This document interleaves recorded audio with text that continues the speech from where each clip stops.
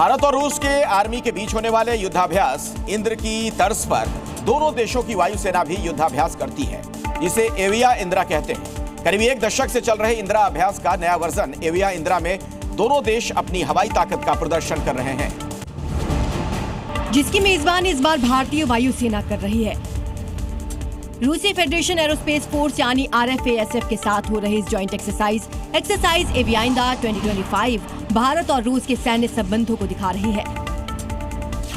इस अभ्यास में दोनों देशों के वायु सैनिक एक दूसरे को कई तरह की तकनीकें सिखा रहे हैं और अपने अनुभव साझा कर रहे हैं। दोनों सेनाओं के जवान Su-30 MKI तेजस, IL-78, Mi-17 हेलीकॉप्टर्स पर मिलकर फ्लाइंग ऑपरेशन कर रहे हैं। ये द्विपक्षीय सहयोग, आपसी समझ और एरोस्पेस तालमेल को बढ़ाने का एक मौका दे रहा है। इंडियन नेवी ने अपने सर्विलांस और खोजी अभियानों को मजबूत करने की दिशा में एक और कदम आगे बढ़ाया। गोवा में INS हंसा पर नेवी ने US made multi role helicopter MH-60R को कमीशन किया है,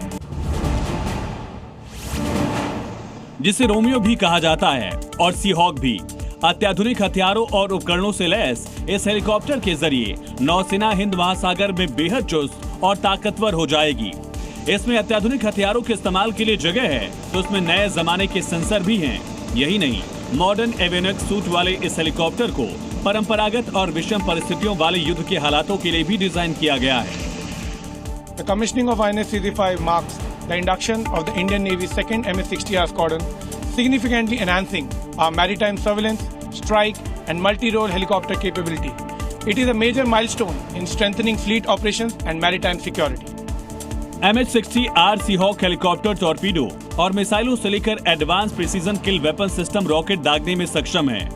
इन हेलीकॉप्टर की खासियत यह है कि इसमें इंफ्रारेड डिवाइस लगे हैं, जो खतरा भापते ही खुद से इसकी सुरक्षा में तैनात हो जाते हैं, जिससे दुश्मन के आघात से बचाव आसान हो जाता है। भारतीय वायुसेना के लिए MH-60R सीहॉक की अहमियत इसलिए बढ़ गई है क्योंकि खासकर हिंद महासागर में चीनी नौसेना की गतिविधियां बहुत ही ज्यादा बढ़ गई हैं।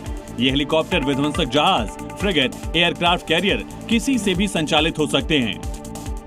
मतलब साफ है कि गोवा में INS हंसा पर IANS 335 के तहत कमीशन हुआ यह हेलीकॉप्टर नेवी की मारक और निगरानी क्षमता बढ़ाने में बेहद कारगर साबित होगा।